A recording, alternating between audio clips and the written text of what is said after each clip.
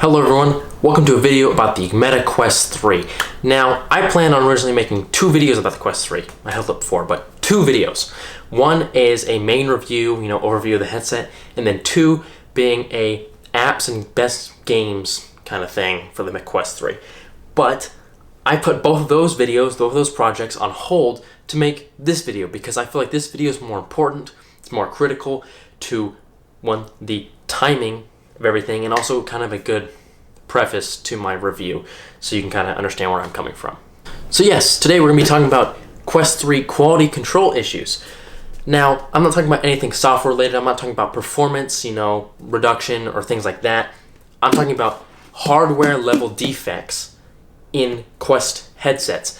And the reason why I'm making this video is not just because people online have had this experience, but because I now have had an experience with Meta and the Quest 3 device that I feel I should share online so more people can see that, hey, Meta's having issues. So let me just quickly walk you guys through my story. I researched the Meta Quest 3 heavily before I bought it. I watched probably hours and hours of Quest 3 reviews, videos about the Quest 3 performance, games, stuff like that. And also, yes, quality control issues and issues people were having with the headset. And I kept all that in mind going into this. Like, hey, if I ask for this for Christmas and I end up getting it, there may be a chance that there may be some defect and I have to swap it out. And I was like, okay, that's fine.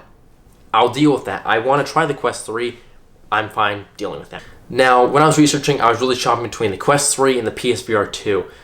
And at first I was kind of off-put by like, hey, there's a bunch of these videos saying Quest 3 has a lot of issues quality build-wise, and PlayStation VR has none of that so far.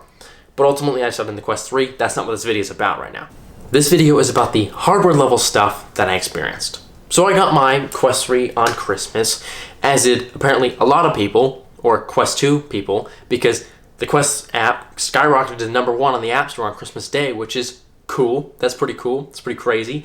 People joining the Quest family, and it makes sense. Meta has such a great software focus, a great gaming with your friends focus, a great overall social environment in Quest, in Meta, that you can't find on other VR platforms. You can't really play a bunch of multiplayer games on PlayStation VR, but you can on this. And it's standalone, and you can do whatever you want with it, which was kind of what was appealing to me about this. But that's besides the point. Let's talk about my experience. So I unboxed it, and everything was good. I was enjoying it. I was wary of it the whole time, setting up like, hey, look for little discrepancies and things. And the pass-through was pretty good. It was a little grainy, but I was in a darker room, so I let it pass, and that was fine. But no, I was looking for the wrong issue on my headset. My issue was a microphone issue, which I wouldn't find out about until the next day. So the next day comes around, and I decide, how about I screen record and just see how it looks? I want to see how it looks, I want to see the quality, and so I dive into the settings before I record. I change the quality from the standard one to 1080p, I change it to landscape instead of portrait.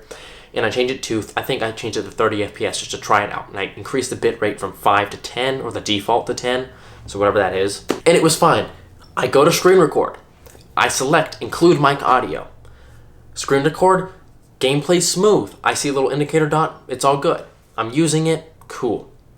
Finish the screen recording. I open up the screen recording. No mic audio. I dive into the settings. Maybe I forgot something.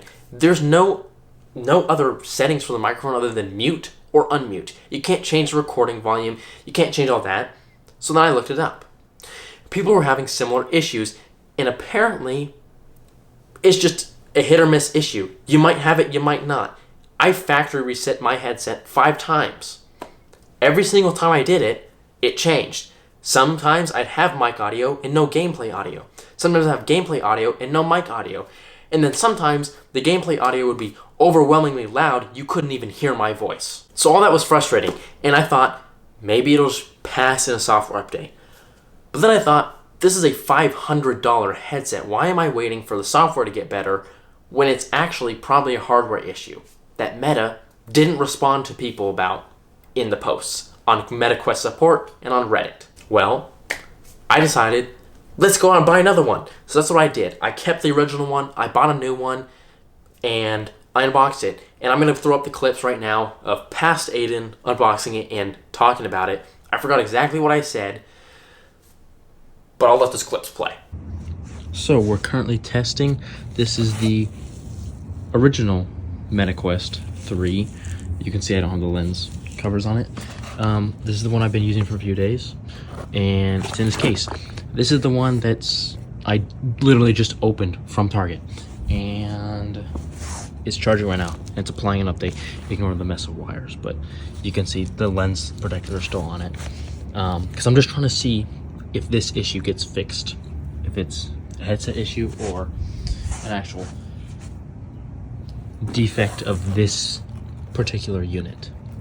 I just want to let you guys know, I have the second headset on right now. The audio playback on this also doesn't work. It does not record the audio playback, and it was working, so I know it's an actual feature. But this is the second headset that is now doing it. One more issue that I just noticed that I'm probably not going to be able to capture on camera because it's too small. There is a dead pixel in this first Quest headset that I got. These are both bought from Target, by the way. And I've only had this for a few days. But I noticed it a few days ago, and I just put it on and looked at it and compared it to the other headset. And that little blemish I noticed is not there in the other one. So I know it's a dead pixel. And I have a dead pixel on my monitor upstairs, so I kind of know what they look like, and that does not bode well for Meta. I'm sorry. I want to love this headset, I really do, but if they can't get their quality control down, it's a major, major issue.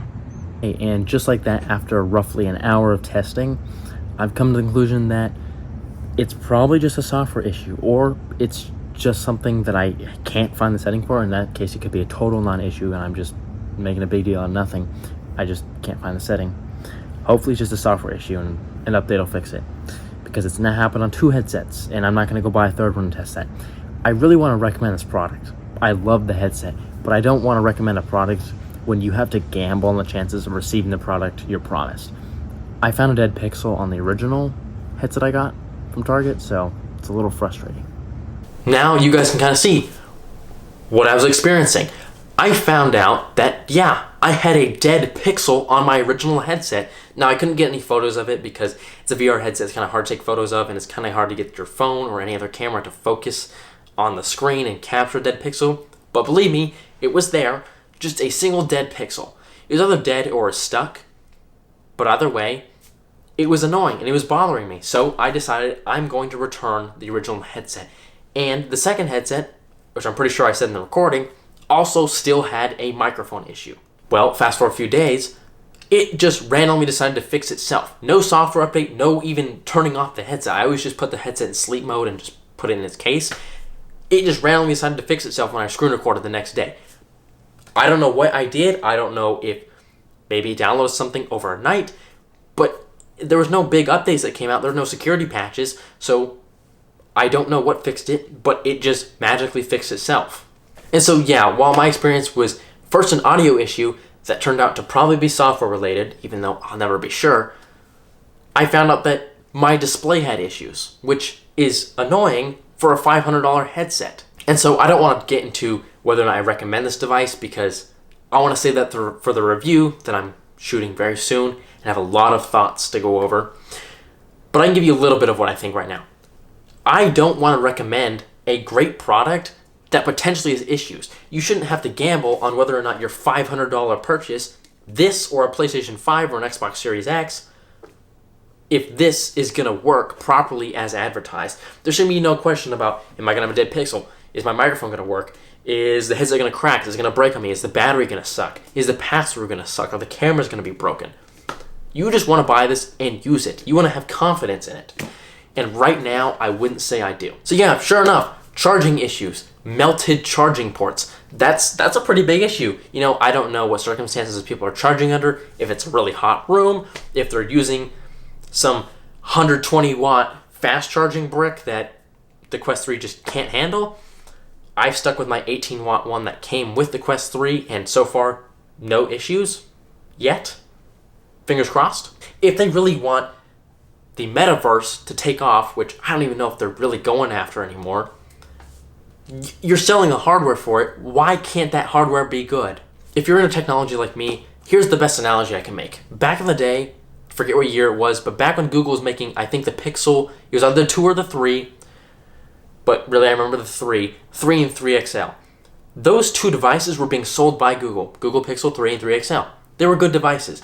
However, two separate companies were manufacturing them for Google. Google wasn't manufacturing them. Two separate companies were. And those two separate companies had wildly different quality control issues. So back in the day, you might have a little bit of a gamble buying a Pixel 3. It feels like Meta is on the same path Google is. Google nowadays, I can go out and confidently recommend a Pixel 8 or Pixel 8 Pro because it's kind of the default Android experience, in my opinion. Samsung's up there too, but Pixels have the most clean, minimalist Android software and offer great software support, pretty good stability, great performance, and a lot of cool AI features. But that's beside the point. I feel like Meta needs to get on the Google track where they start to really care and vertically integrate a lot of things. And so yeah, that's my biggest gripe with the Quest 3 is gambling on this. Why should I have to gamble on whether or not my headset, my $500 headset, works as advertised? And so yeah, that kind of sums up my video. Not really a positive video, unfortunately, but it kind of was a good way to preface my review that's coming out before February 2nd, because that's when Apple Vision Pro drops, and I know a lot of people are going to be kind of watching some Quest 3 stuff and probably a lot of Apple Vision Pro stuff, kind of looking at them and comparing them. That's what I expect. So I thought I'd drop a review for it because I'm really excited to review it and I love the device. I just wanted to highlight this issue because I know it's just not me, and fortunately I'm in a position that I can go out and buy another headset and have two to test at the same time, which I wasn't planning on doing, but I was able to. And so that helped this video. And that's going to wrap up the video for today. Thank you guys so much for watching. Stay tuned for the review that's coming out before February 2nd. I want to get it out before Apple Vision Pro comes out, even though I won't be reviewing that product because $3,500. By the way, see you guys in the next one.